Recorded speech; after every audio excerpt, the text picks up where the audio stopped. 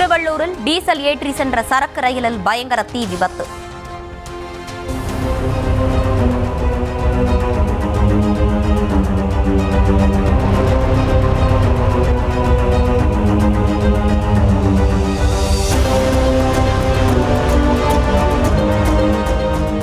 திருவள்ளூர் ஏகாட்டூர் ரயில் நிலையங்கள் இடையே நிகழ்ந்த விபத்தால் அதிர்ச்சி.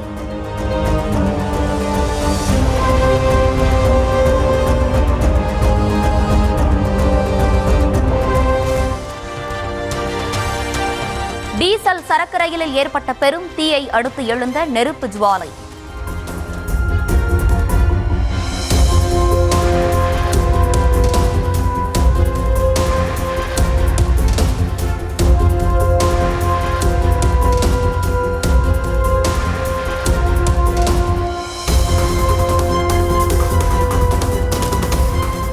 திரைப்படங்களில் வருவது போல் தீப்பற்றி விண்ணை முட்டும் அளவுக்கு கரும்புகை எழுந்ததால் பரபரப்பு.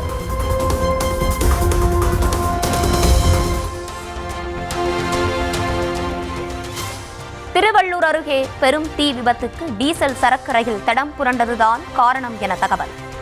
52இல் 3 டேங்கர்கள் தடம் புரண்டு கவிழ்ந்து தீப்பற்றி அடுத்தடுத்த டேங்கர்களுக்கும் பரவியதால் பெரும் விபத்து.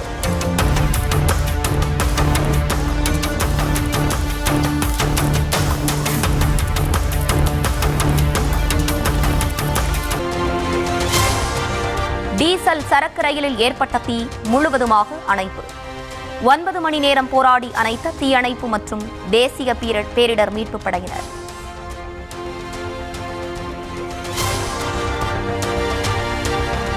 திருவள்ளூரில் தீ விபத்துக்குள்ளான சரக்கு ரயிலில் எஞ்சிய எரிபொருள், டேங்கர்களில் இருந்து லாரிகளுக்கு மாற்றப்பட்ட டீசல்.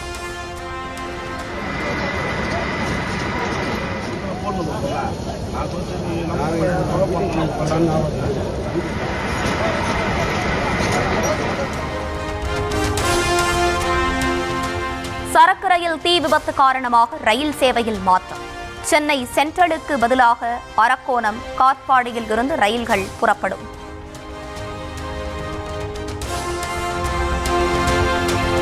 சென்னை புழல் சிறையில் பெண் காவலரை வெளிநாட்டு கைதி மோனிகா தாக்கியதாக புகார். தகாத வார்த்தைகளால் திட்டுவதால் மன உளைச்சலுக்கு ஆளாவதாக பாதிக்கப்பட்ட காவலர் குமுறல். வெளிநாட்டு சிறைவாசி 4 முறை காவலர் தாக்கியிருக்காங்க. இதுல அதிகமா தாக்கப்பட்டது, ரத்தம் வர அளவுக்கு தாக்கப்பட்டது என்னதான், கெட்ட வார்த்தைகளாலும் ரொம்ப அசிங்கமான வார்த்தைகளாலும் திட்டுறாங்க. யார் எது கேட்டாலும் ரொம்ப கேவலமான வார்த்தைகளால் காவலர்களை அப்படின்னு பேசுறாங்க. சென்னை புழல் சிறையில் எந்த காவலர்களுக்கும் அடங்காத நைஜீரிய பெண் கைதி மோனிகா. சிறைக்குள் அட்டகாசம் செய்யும் கைதியை தட்டி கேட்க ஆளில்லை என பாதிக்கப்பட்ட பெண் காவலர் கண்ணீர். அமைதியாவே போனாலும் 100 தடவை ஒரு பிளாக்ல இருந்து இன்னொரு பிளாக்குக்கு, ஒரு பிளாக்ல இருந்து இன்னொரு பிளாக்குக்கு திறந்து போயிட்டு வர்றா. போகும்போது கதவை டம்மு டம்முன்னு அடிச்சிட்டு போறா. அவளை கேட்க முடியல. இதோட அவன் 4 சிறைவாசி 4 காவலர்கள், சிறை காவலர்களை அடிச்சிருக்கா. யார டியூட்டிக்கு போட்டாலும் அந்த இடத்துல அவ அப்படித்தான் பேசுவா. நீங்க அமைதியா வரணுங்கிறாங்க.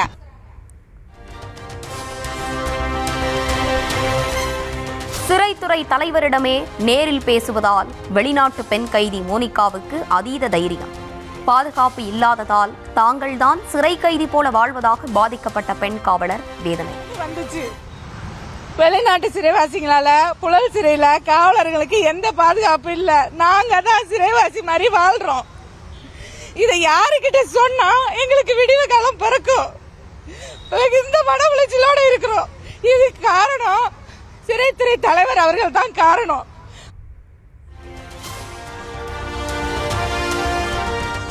சென்னை புழல் சிறையில் வெளிநாட்டு கைதி மோனிகாவிற்கு மட்டும் சிறப்பு வசதிகள் செய்து கொடுப்பதாக புகார். சிறைத்துறை தலைவர் மகேஸ்வர் தயாள் பரிசு பொருள் வாங்கிக் கொடுப்பதாகவும் பாதிக்கப்பட்ட பெண் காவலர் பரபரப்பு குற்றச்சாட்டு.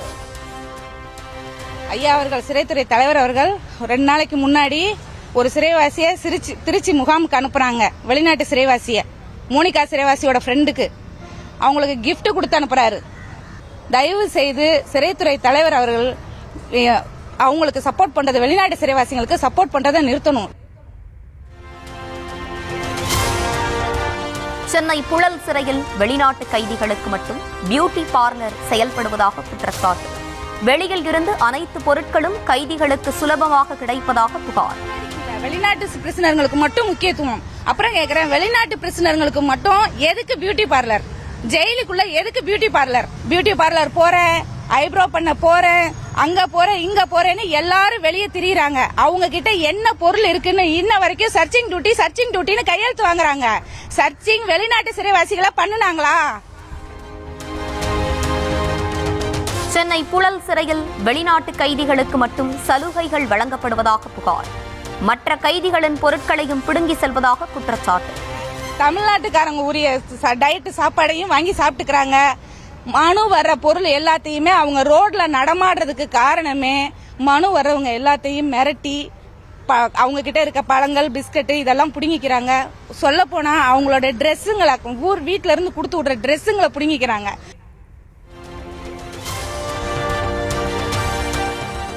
சென்னை புழல் சிறையில் பெண் காவலரை தாக்கிய வெளிநாட்டு கைதி மோனிகா மீது வழக்கு பதிவு.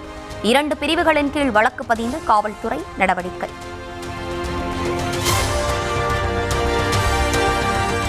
மக்களின் ஆதரவு பெருக பெருக எதிர்பார்ப்பும் அதிகரிப்பதால் அதனை காப்பாற்ற கடினமாக உழைத்தாக வேண்டும் என முதலமைச்சர் மு.க. ஸ்டாலின் கடிதம். அதிகமாக உழைக்க நான் தயார், இடையூறுகள் அவதூறுகளை முறியடிக்க அயராது உழைக்க களத்திற்கு வருமாறு திமுகவினருக்கு அழைப்பு. புதுக்கோட்டையில் வரும் 24ஆம் தேதி 2ஆம் கட்ட சுற்றுப்பயணத்தை தொடங்குகிறார் அதிமுக பொதுச் செயலாளர் எடப்பாடி பழனிசாமி. ஆகஸ்ட் மாதம் 8ஆம் தேதி விருதுநகர் மாவட்டம் வரை 36 சட்டமன்ற தொகுதிகளில் பரப்புரை செய்கிறார்.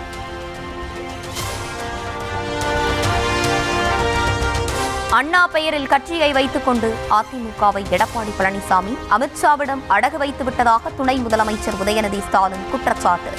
அமித்ஷா வீட்டுக் கதவையோ கமலாலயத்தின் கதவையோ தட்டாமல் திமுக ஒவ்வொரு வீட்டின் கதவையும் தட்டி மக்களை ஓரணியில் திரட்டி வருவதாகவும் பேச்சு. கட்சிகள்ல பூத் ஏஜென்ட்டே இன்னும் போடாம இருக்காங்க, போட முடியாத நிலைமையில இருக்காங்க. நம்முடைய எதிர்க்கட்சி தலைவர் திரு எடப்பாடி பழனிசாமி அவர்களுக்கு பதட்டம் வந்துருச்சு. என்ன சொல்றாரு? நம்முடைய ஓரணியில் தமிழ்நாடு முன்னெடுப்ப அவர் கிண்டல் பண்றாரு, விமர்சனம் பண்றாரு. என்ன தெரியுமா சொல்லியிருக்கிறாரு? திமுக காரங்க தேர்தல் வந்தோடனே தமிழ்நாட்டு மக்களுடைய வீட்டு கதவை எல்லாம் போய் தட்டுறாங்க அப்படின்னு விமர்சனம் செஞ்சிருக்கிறார். நாம தமிழ்நாட்டு மக்களுடைய கதவுகளை உரிமையோடு தட்டுறோம். உங்களை மாதிரி திரு எடப்பாடி பழனிசாமி அவர்கள் மாதிரி அமித்ஷா வீட்டு கதவையோ இல்ல கமலாலயம் வீட்டு கதவையோ திருட்டுத்தனமா போய் யாரும் தட்டல.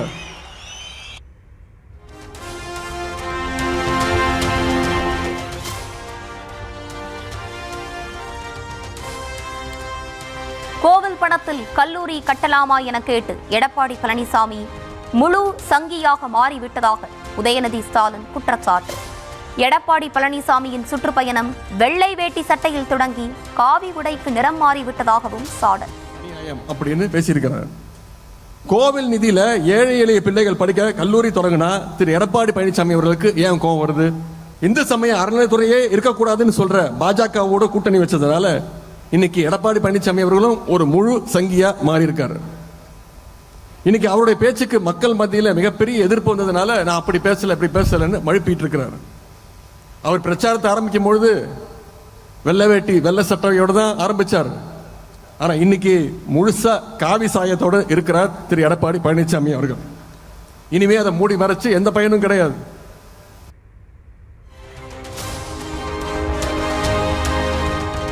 அதிமுகவை கிள்ளுக்கீரையாக அமித்ஷா நினைப்பதாக திருமாவளவன் விமர்சனம். கூட்டணி ஆட்சி என்பதை அதிமுக தான் அறிவிக்க வேண்டும் எனவும் திட்டவட்டம். அறிவித்தால்தான் அது அதிகாரப்பூர்வமானது. அமித்ஷா சொல்லிக் கொண்டிருக்கிற வரையில் அதிமுகவை அவர் ஒரு கிள்ளுக்கீரையாக கருதுகிறார் என்று மட்டுமே உணர முடியும்.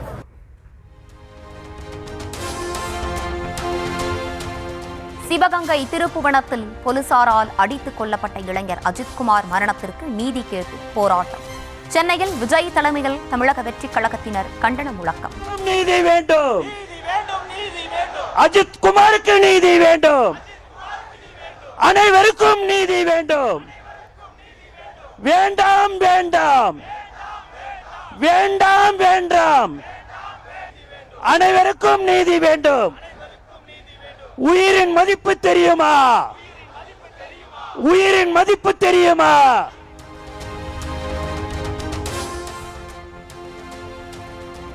சாத்தான்குளம் பென்னிக்ஸ் ஜெயராஜ் கொலை வழக்கை சிபிஐக்கு மாற்றியது அவமானம் என்றார். அஜித் வழக்கை சிபிஐக்கு மாற்றியது ஏன் என கேள்வி. பாஜக RSSின் கைப்பாவையான சிபிஐயிடம் வழக்கை கொடுத்துவிட்டு மத்திய பாஜக அரசின் பின்னால் ஒளிந்து கொண்டுள்ளீர்களா எனவும் வினா. பென்னிக்ஸ் அந்த கேஸ் சிபிஐக்கு மாத்தினப்போ இது தமிழ்நாட்டோட காவல்துறைக்கு அவமானம்னு சொன்னீங்க. இன்னைக்கு நீங்க உத்தரவிட்டதுக்கு பேர் என்னங்க சார்?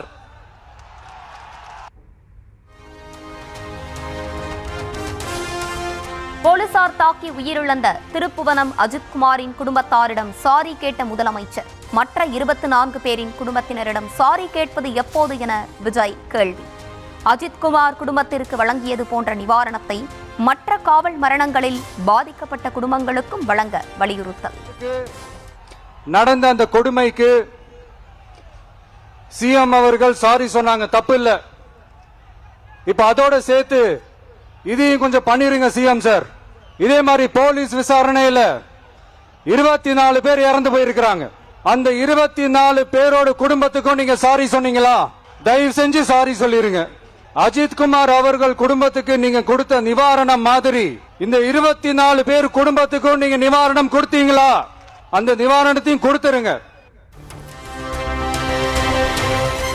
சென்னையில் போராட்டம் முடிந்து அண்ணா சாலை வழியாக தங்களை செல்ல அனுமதிக்குமாறு போலீசாருடன் தாவேக தொண்டர்கள் வாக்குவாதம்.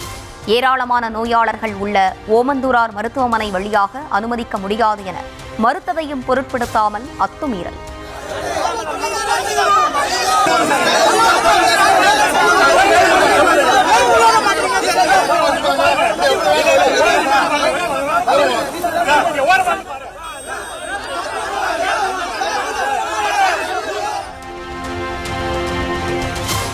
சென்னை சிவானந்தா சாலையில் நடைபெற்ற தாவேக ஆர்ப்பாட்டத்தால் பொது சொத்துக்கள் சேதம்.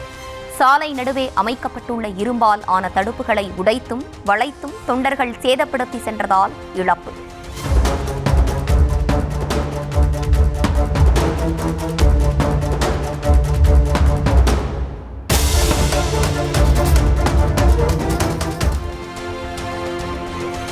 மியான்மரில் உல்ஃபா பயங்கரவாத முகாம்கள் மீது ட்ரோன் தாக்குதல் நடத்தியதாக வெளியான செய்தி. எந்த தாக்குதலையும் முன்னெடுக்கவில்லை என இந்திய ராணுவம் மறுப்பு. பீகாரில் நடத்தப்பட்டு வரும் சிறப்பு திருத்தப் பணியின் போது ஏராளமான வெளிநாட்டுக்காரர்கள் வாக்காளர்களாக இருப்பது அம்பலம். நேபாளம், மியான்மர், வங்கதேசத்தை சேர்ந்தவர்கள் வாக்குரிமை பெற்றிருப்பதாக தேர்தல் ஆணையம் தகவல்.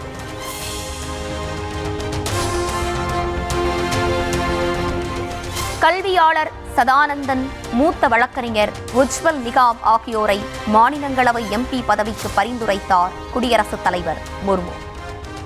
முன்னாள் வெளியுறவு செயலாளர் ஹர்ஷ் வர்தன் ஸ்ரிங்லா, வரலாற்று ஆய்வாளர் மீனாட்சி ஆகியோரையும் பரிந்துரைப்பு. வரும் 15ஆம் தேதி சோனியா காந்தி தலைமையில் காங்கிரஸ் MPக்கள் கூட்டம். நாடாளுமன்ற மழைக்கால கூட்டத்தொடர் குறித்து ஆலோசனை.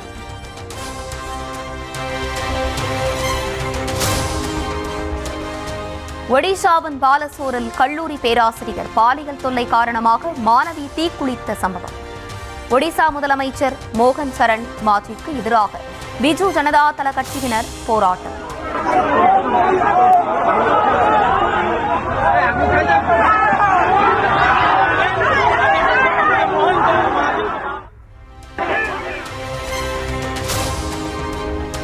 குஜராத்தின் வதோதராவில் திடீரென பாலம் இடிந்து விழுந்து ஆற்றுக்குள் விழுந்த வாகனங்கள் மீட்பு.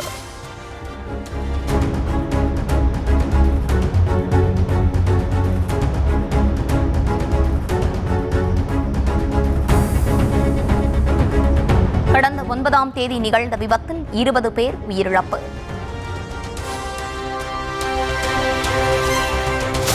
வட மாநிலங்களில் வெளுத்து வாங்கிய கனமழை.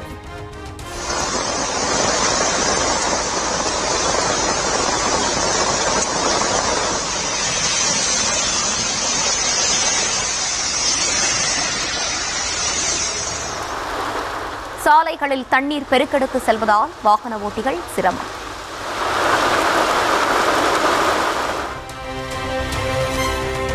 இமாச்சல பிரதேசத்தின் மண்டியில் திடீர் நிலச்சரிவு. நூலுலையில் தப்பிய எதிர்க்கட்சித் தலைவர் ஜெய்ராம் தாக்கூர்.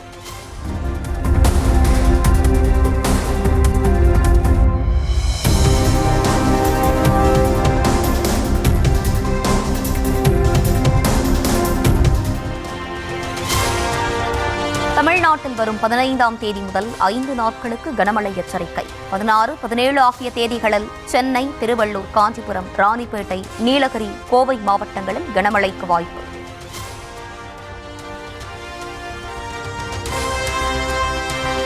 சென்னையில் பகலில் வெப்பம் சுட்டெரித்த நிலையில் மாலையில் கொட்டி தீர்த்த கனமழை. ஈரோடு, அரியலூர் உள்ளிட்ட மாவட்டங்களிலும் மழை பெய்ததால் மக்கள் மகிழ்ச்சி.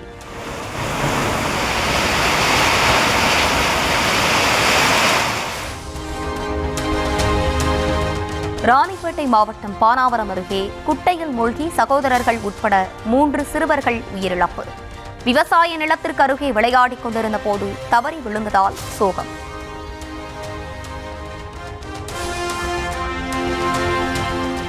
பன்னாட்டு விண்வெளி நிலையத்திற்கு ஆய்வுக்கு சென்ற ஆக்சியம் 4 திட்டக்குழு நாளை பூமிக்கு புறப்படுகிறது. நாளை மறுநாள் மாலை 3 மணிக்கு இந்திய வீரர் சுபான்ஷு சுக்லா உள்ளிட்ட வீரர்கள் பூமிக்கு வந்தடைவார்கள். 3வது டெஸ்ட் போட்டியில் இந்திய அணி சிறப்பான பந்துவீச்சு. இங்கிலாந்து அணி ரன் குவிக்க முடியாமல் தடுமாற்றம். தமிழ்நாட்டின் பல்வேறு பகுதிகளிலும் உள்ள கோவில்களில் திருக்குட நன்னீராட்டு பெருவிழா கோலாகலம்.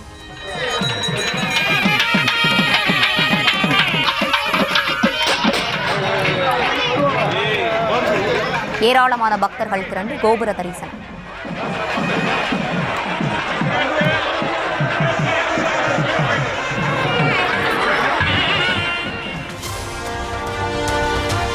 மதுரையில் குடமுழுக்கிற்கு தயாராகி வரும் திருப்பரங்குன்றம் சுப்பிரமணிய சுவாமி கோயில்.